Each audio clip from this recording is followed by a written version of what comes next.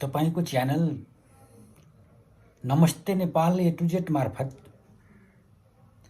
हामी तराईवासी नेपालीको सम्पूर्ण पूर्व मेचीदेखि पश्चिम महाकाली, दक्षिण तराईदेखि पहाड हुँदै उत्तर हिमालसम्म बस्नुहुने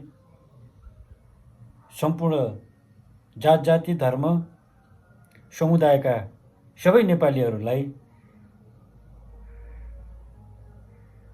जय नेपालको न्यानो नमस्कार भन्न चाहन्छु। तपाईले सोधेका विषयमा मैले जे जानेको छ त्यही हिसाबले समयक्रम अनुसार बुझेका विषयलाई मैले राख्नेछु। तपाईले 1 नम्बरमा सोधिलिनु भयो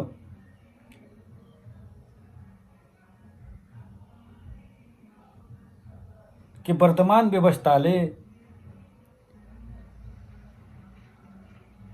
मधेसी मूल समुदाय नागरिक का समस्याहरूलाई सम्बोधन गर्न सकेको छ कि छैन भनेर।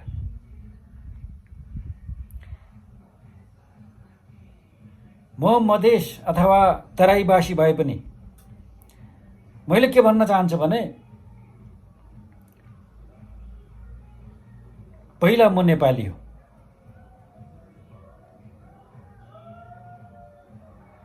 अंग्रेजीमा भन्छ नि नेशन फर्स्ट, राष्ट्र पहिला।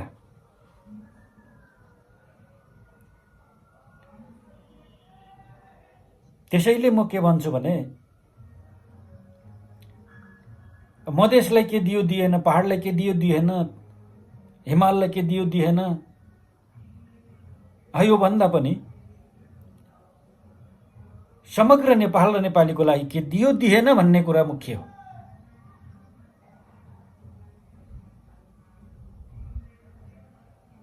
केही पनि दिएन म भन्दैन, थोरै दियो धेरै लियो।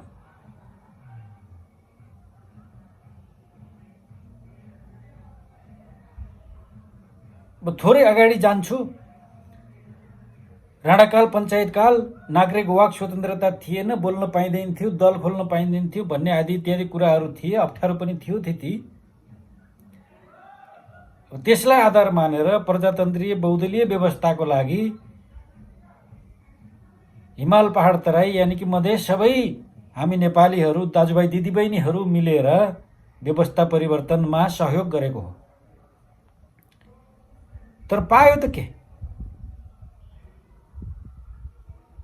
अशान्ति पायो, बेरोजगार पायो, महँगी पायो, अभावै अभाव पायो। पायो त यही पायो।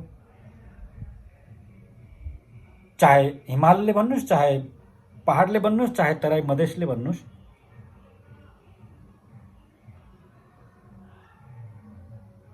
खुसी पाएन नागरिकले। जति आशा मनमा थियो त्यो कुनै पनि नागरिकले पाएन। त्यसैले तपाईको प्रश्न तराई मधेस सीमित गरिने कुराकै म विरोध गर्न चाहन्छु। र तपाईले अर्को प्रश्न गर्नुभयो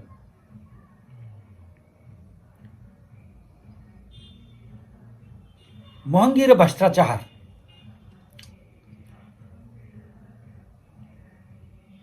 मूलत भ्रष्टाचारको विषयमा के छ तपाईको राय भनेर सोध्नुभयो। भ्रष्ट भनेको खराब, आचार भनेको बानी, प्रवृत्ति, सोच, चिन्तन के भन्नुहुन्छ त्यो। अब सोचै खराब छ,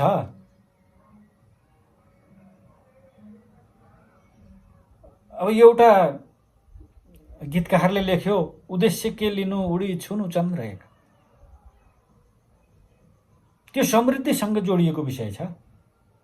तर हाम्रो देशका राजनीतिक पार्टी, यिनका नेता, यिनका कार्यकर्ता, यिनीहरूको उद्देश्य त्यो गीतकारले कोरेको शब्दको अर्थ या प्रयोग, उद्देश्य के लिनु उडी छुनु चन्द्र एक, यसको मतलब एनीहाउ पैसा कमाऊ,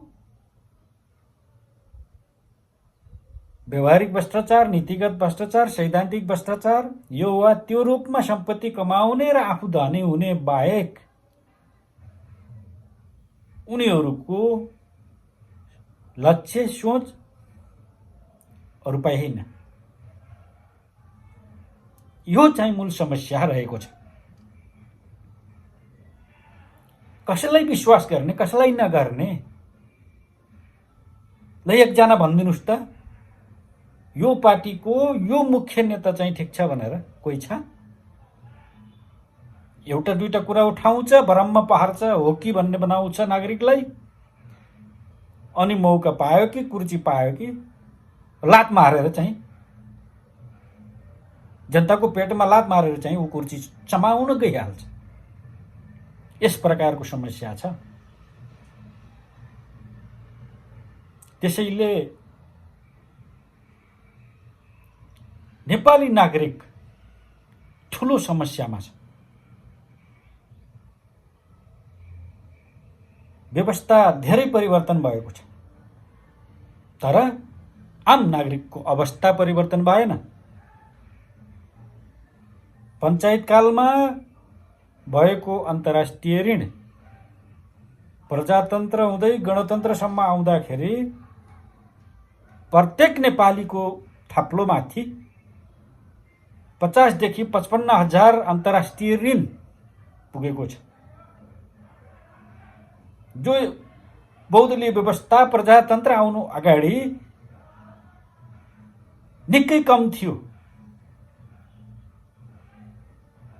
भनेपछि यो व्यवस्था फाप्यो कि फापेन?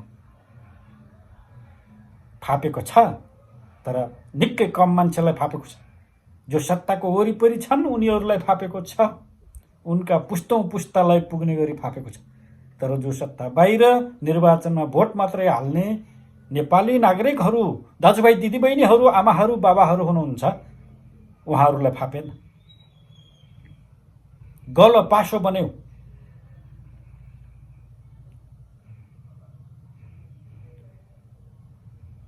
अनि तपाईले मलाई थोरै यो संघीयताको बारेमा पनि सोध्नुभयो। संघीयता, संघीयता, यो बडो हँसाउने तरिकाले मनोज गजुरेलले पनि भनेको थियो, आधा संघीयता आधा संघीयता।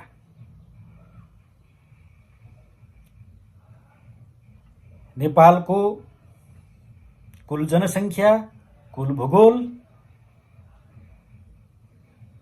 समग्र आर्थिक अवस्थालाई हेर्ने हो भने नेपालमा संघीयता आवश्यकता होइन। यहाँ मैले चित्रबहादुर केसीलाई पनि सम्झिन चाहे। उहाँले चाहिँ यो बाख्राको टाउकोमा भैँसीको सिङ जुन्नाउने राख्ने काम हो भन्नुभएको थियो। यो सही थियो। त्यो त अहिले जनताले बुझेको छ। हिजो संघीयता भन्दै 12 हात उफ्रनेले पनि बुझेको होला। अहिले कार्यालय व्यवस्थापनको लागि, त्यो मिलाउनको लागि, प्रदेश सरकार चलाउनको लागि पैसा अपुग भयो भनेर यो कतिवटा हो कि 32वटा के अर्थमन्त्री हुँदाखेरि यो कुन कुन बैंक बनेको छ, आयामी बनेको छ, विश्व बैंक समथिङ के बनेको छ, त्यहाँबाट ऋण लिएर चलाएको छ।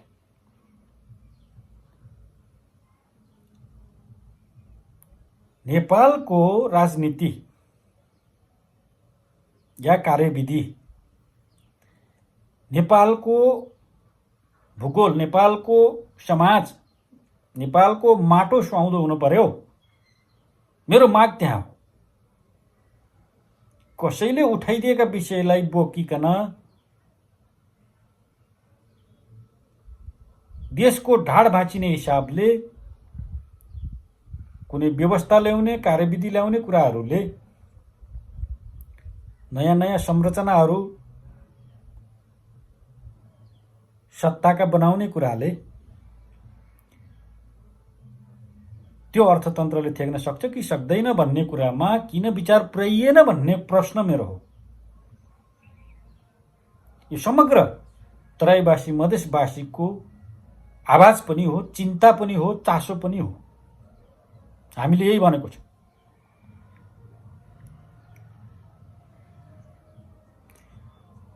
देश दुब्लाउँदै गयो, आम जनता दुब्लाउँदै गयो,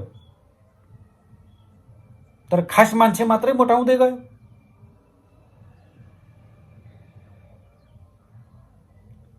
अनि यत्रो त्याग, यत्रो बलिदानी यो खास मान्छे मोटाउनको लागि मात्रै त थिएन होला नि। कि त यो व्यवस्था ल्याउनु अगाडि नै त्यो भनिदिनु पर्थ्यो, यो खास खास मान्छेको लागि फलिफाप हुने व्यवस्था हो, त्यो ल्याउनको लागि नेपाली दाजुभाइ दिदीबहिनी आमा बा सब लाग्नुपर्छ भनेर भनिदिएको भए पनि त हुन्थ्यो। तर त्यसो भनेन नेताले। पुरै झुटको खेती गर्ने, पुरै अर्काले गराएको। मलाई त यस्तो लाग्छ कि हाम्रो देशको राजनीतिक दल र यिनी नेताहरू भनेको कसैको खेतला हो। यो नेपाली जमिनमा खेतलाको रूपमा काम गर्न आइरहेको छ र यो राजनीतिक खेतलाहरूबाट देशको उन्नति, प्रगति, समृद्धि चिताउनु भनेको टमाटर गोलभेडाको झालमा नासपति खोजे जस्तो हो। फल्छ त्यो? फल्दैन। हामी आम नेपाली नागरिक, तराई मधेसी देशभक्त दाजुभाइ दिदीबहिनी बा आमाको आवाज यो छ कि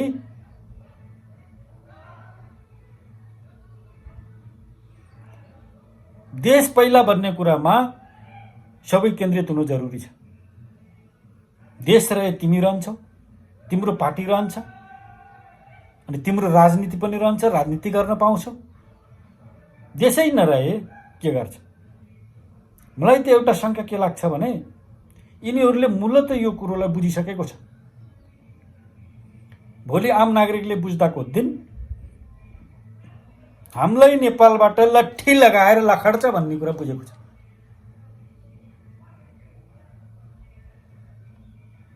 त्यही कुरा बुझेकोले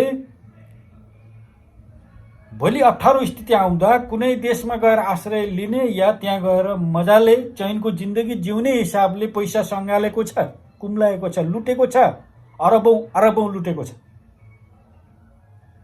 कुनै दिन यो प्रमाणित हुन पनि सक्छ, मलाई त्यस्तो लाग्छ। मैले अरू देशका कुराहरूलाई पनि हेर्दाखेरि, पढ्दाखेरि, सुन्दाखेरि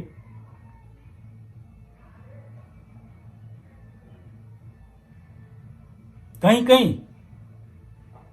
देशलाई लिलाम गरेर विदेशमा पलायन भएर रज्जगज्जले सेवा सुविधा सहित बसेका पनि छन्। त्यस प्रकारको मनस्थिति यिनीहरूको बनेको छ कि भन्ने लाग्छ। अनि अर्को कुरा तपाईले सोध्नुभयो, तपाई तराईवासी भएको नाताले मधेस नेपालको 1806 चान्चुन किलोमिटर बराबरको क्षेत्रमा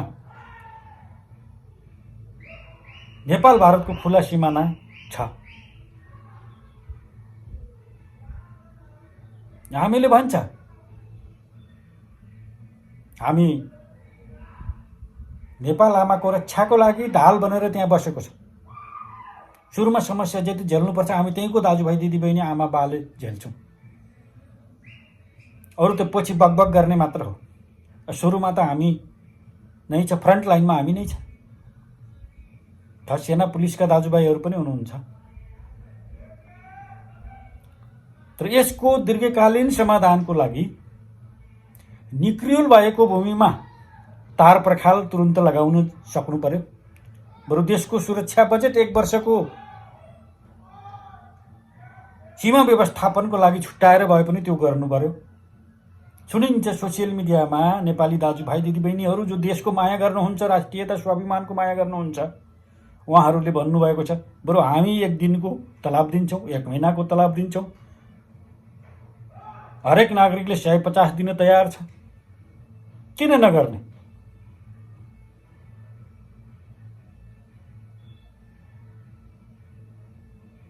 जसले संसारको चाहिँ विश्वको प्रजातन्त्रवादी हुँ भन्छ अमेरिका, उसैले आफ्नो देशको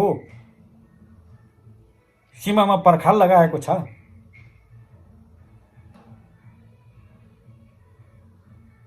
हो, विवादित जहाँ छ 70-72 ठाउँ भनेको छ, सीमा मिचिएका विवादित भएका विषय उठेका ठाउँहरू, ती ठाउँहरूलाई व्यवस्थित गरेपछि गर्ने, जहाँ चाहिँ फाइनलाइज भएको छ, निक्रियोल गरिएको छ, ती ठाउँमा तारबारको व्यवस्था गरियोस्, पर्खाल लगाइयोस्। यो भन्न चाहन्छु। यो आम देशभक्त नेपालीको आवाज हो।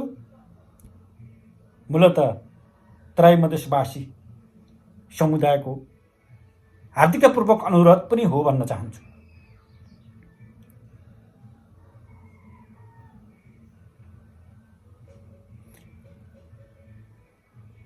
पटक पटक सीमामा झगडा हुने, नेपाली दाजुभाइ दिदीबहिनी आमा बाहा कुटिने पिटिने मारिने यो नयाँ छैन, पुरानो भएको छ। कति लाचार र निर्दयी छ हाम्रो व्यवस्था सरकार भन्न चाहन्छौँ। खाली घोडा टेक्ने, खाली झुक्ने, आफ्नो कुर्सीको लागि देश र नागरिकको भूमिको कुनै प्रवाह नगर्ने, के भन्ने? पैसा र पावरको लागि आफ्नो आमाको अस्मिता बेच्नेहरू जस्तै व्यवहार उनीहरूले देखाइरहेको छ त के भन्ने? मलाई त लाज लागेर आउँछ, छी भन्न मन लाग्छ। भनिन्छ नि नेपालीमा, हग्नेलाई भन्दा देख्नेलाई लाज। यी त लाजै नभएका चोरहरू भन्न चाहन्छु मैले। कोही नैतिकतै छैन, आफै एउटा बोल्छ अनि त्यही गर्दैन। नगर्ने कुरा किन बोल्ने? जति सकिन्छ त्यति बोल्ने, जति बोलिन्छ त्यति गर्ने। यो भइदिएको भए सायद नेपाली नागरिकहरूले सुख पाउँथे कि। राजनीति भनेको झुटको खेती हो। जसरी हुन्छ मान्छेलाई बेवकुफ बनाउने, आफू सत्तामा पुग्ने, त्यसको वरिपरि रम्ने, कमाउने, रमाउने व्यवस्था हो। यो फोहोरी व्यवस्था हो भन्ने कुरा स्वयं यिनी दलहरूको क्रियाकलापले देखाएको छ। यसो भनिरहँदा उनीहरू दुःख मान्नु पर्दैन, लाग्छ मान्ने पनि छैनन्। ठिकै भनेको छ भन्लान्, हाँस्लान् एकचोटि। यी र यस्ता मान्छेहरू भोग्दै गर्छन्, हामीले कमाउँदै गरिन्छ, रमाउँदै गरिन्छ। यिनीहरू भुकेर हाम्रो रौँ झर्दैन, पात हल्लिँदैन। तर यस्तै यस्तै प्रकारले समग्र मेचीदेखि महाकालीसम्मका आम देशप्रेमी, न्यायप्रेमी, भ्रष्टाचार विरोधी, गैर स्वार्थको राजनीतिमा आस्था र विश्वास राख्ने नागरिक अब ढिलो नगरिकन जुर्मुराउनु पर्छ र यस्ता मान्छेहरूको जरो निकालिकन फ्याँक्नु पर्छ भन्न चाहन्छु। होइन भने यो शास्ति अझ महाशास्तिको रूपमा बढ्नेवाला देख्छु। आफै एमसीसी तपाईले जोड्नु भएको थियो, एमसीसीको बारेमा तपाईको बुझाइ के छ भनेर। म त्यति पढे लेखेको मधेसी नागरिक त होइन, त्यही पनि मैले सुनेको आधारमा भन्नुपर्दा यिनकै नेताहरूले भयङ्कर विरोध गर्यो एमसीसीको। अस्ति मात्रै आएर फेरि मिलेको छ। मैले सुनेको 2017 मै नेपालमा यो प्रवेश गरेको छ। यो प्रवेश गरिसकेपछि बाबुराम भट्टराई, प्रचण्ड, शेरबहादुर देउबा, सुशील मरेर गए। त्यसपछि केपी ओली दोचोटि प्रधानमन्त्री भइसकेको छ। तर कुरा त अहिले मात्रै बाहिर आएको छ। मैले मिडियामा सुने यिनीहरूले सुपारी खाइसकेको छ भनेर। मलाई जहाँसम्म विश्वास लाग्छ खाइसकेको छ। खुलम खुला आइपिएससँग रिलेटेड छ भन्ने कुरा गरिँदाखेरि नेपालको मूल कानुन संविधान भन्दा माथि रहने गरिकन त्यसलाई कानुनी मान्यता दिने कुरा गरिरहँदाखेरि हामी जस्तो अलिअलि बुझ्ने मान्छेले पो त बुझेको छ भने अलि पढे लेखेको आफूलाई नागरिक समाज बुद्धिजीवी भन्नेहरूले किन बोल्दैन त? कि यिनीहरूले पनि भेटेको छ, आश्वस्त विश्वस्त बनाइएको छ, यहाँ मारिदिन्छु भनेर धम्की दिएको छ र डराएको छ। नेपालै रहँदैन भने, तिम्रो नेपाली भन्ने अस्तित्व नै मेटिन्छ भने यो कुरा बुझ्दा बुझ्दै किन डराउँछ तिमीहरू? सहीलाई सही, गलतलाई गलत भन्न सिक्नुपर्छ, सक्नुपर्छ भन्ने म मान्यता राख्दछु। हामी अत्यधिक तराई मधेसवासीले पनि यो मान्यता राखेको छ। म चाहन्छु समग्र मेची महाकालीको आफूलाई नेपाली हुँ भन्न रुचाउने, देशभक्ति, स्वाभिमानी,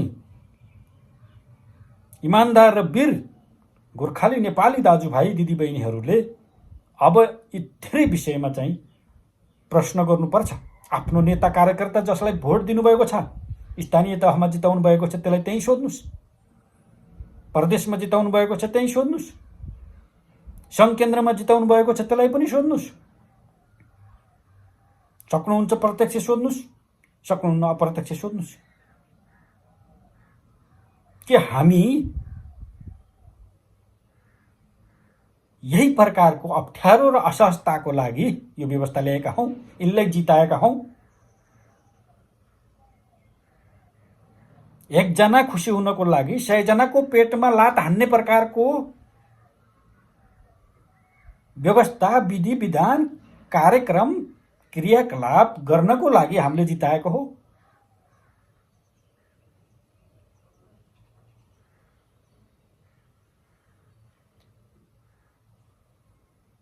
देश र जनताको समस्यामा कहिल्यै छलफल नगर्ने, खाली बैठक बसेको छ। यो 3 पह भन्छ नि,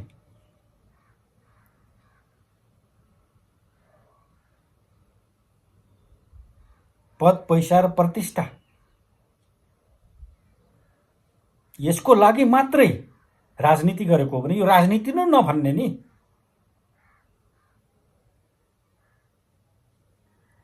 राजनीति भनेको त राज्यको मूलनीति,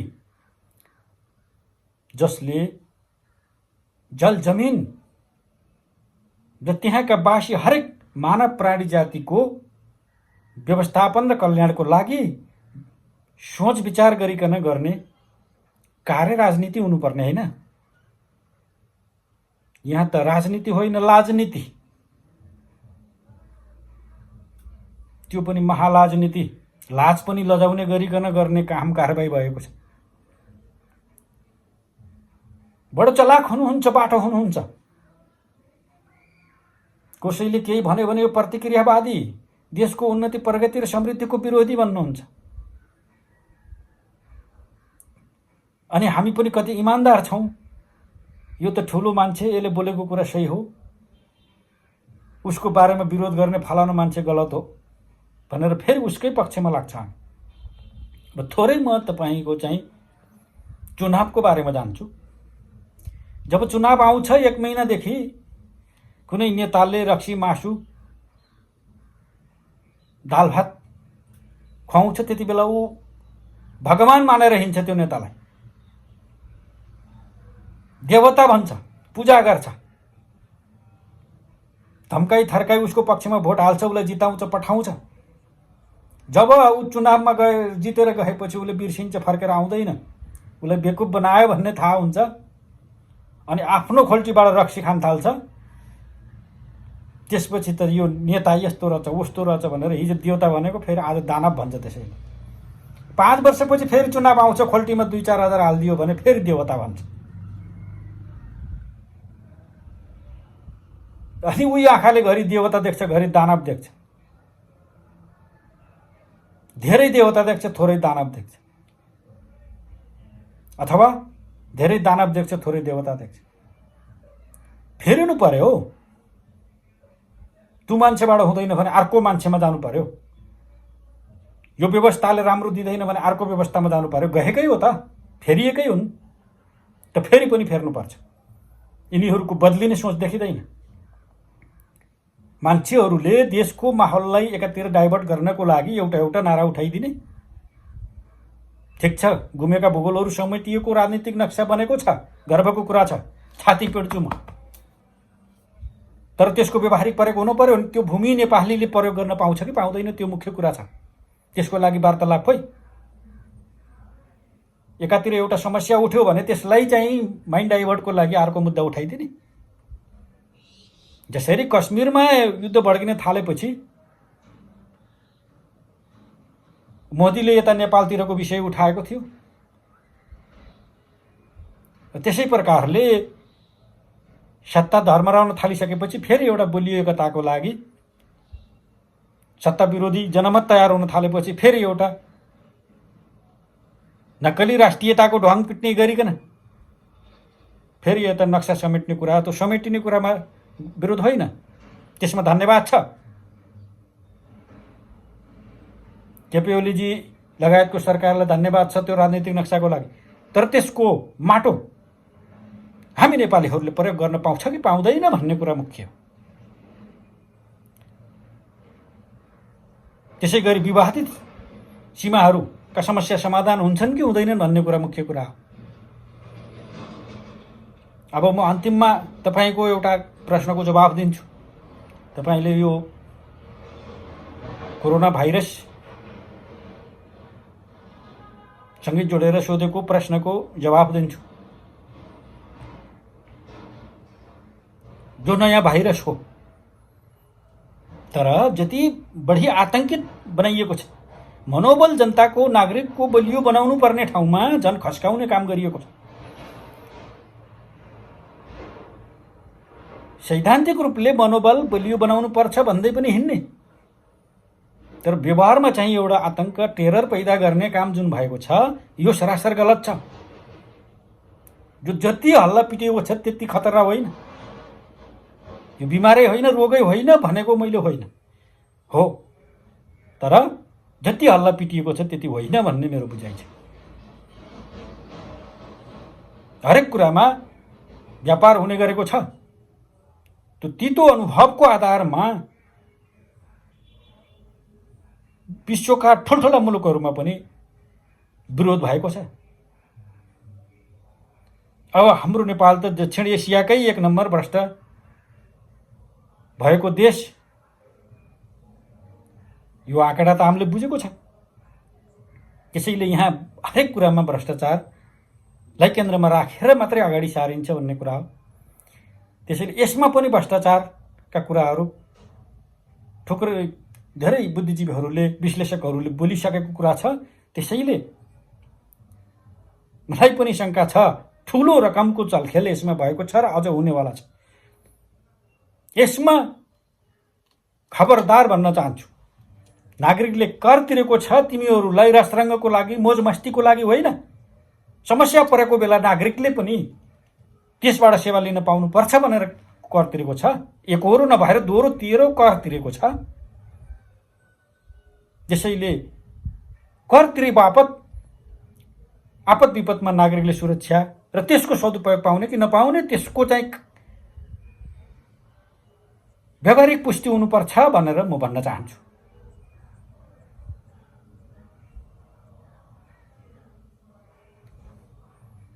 म यति भन्दै, जनता इतिहासका निर्माता हुन्, यो विषयलाई सबैले बुझेको छ। बुझ्दा बुझ्दै पनि जनताका चासो, चिन्ता र समस्याहरूमाथि किन केन्द्रित हुँदैन भन्ने कुरा हो। त्यसैले जनताप्रति उत्तरदायी हुनुपर्छ भन्ने मेरो मान्यता छ। जनउत्तरदायी सरकार चाहिएको छ।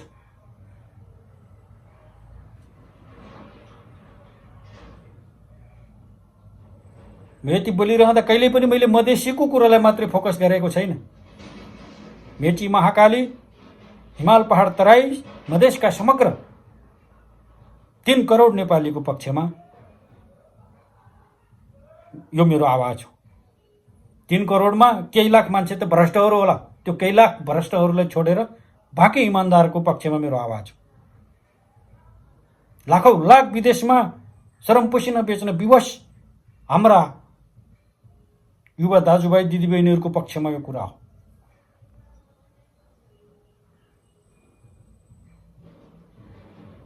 नेपालभित्रै शरम शोषणमा परेका हजारौं लाखौं नेपाली दाजुभाइ दिदीबहिनी आमा बुवाको पक्षमा मेरो यो कुरा हो।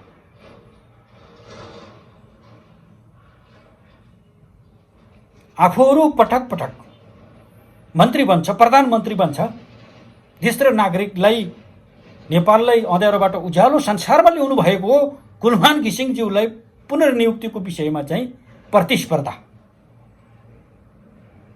यिनीहरू कुनै छाती नापेर आएको छ? कुनै एक्जामिनेसनमा पास गरेर उत्तीर्ण भएर आएको छ सत्तामा? देश हाँक्ने मान्छेहरू मनपरी तरिकाले सत्तामा आएको छ। जसरी पनि आउन पाइने, हारेकालाई पनि विभिन्न तरिकाले ढोकाबाट छिर्न नपाउनेहरूलाई झ्यालबाट छिराउने, झ्यालबाट छेउन नपाउनेहरूलाई खोपीबाट छिराउने, दुलोबाट छिराउने। अनि नागरिकको लागि उत्तरदायी भएर काम गरेको मान्छे जो लोकप्रिय छ, नेपालको हरेक ठाउँबाट नेपालीले भोट दिन्छ उसलाई, उठ्यो भने। अनि त्यस्तो मान्छेलाई पुनर्नियुक्तिको विषयमा किन विरोध? पहिला जस्तो कमाई भएन, अरबौं खान पाइएन। आफ्ना वैदेशिक गुरुजीहरूले तपाईहरूलाई दबाब दियो। खास कुरो त यही होला नि। सत्य तपाईहरूले कहिले बताएको छ जनतालाई?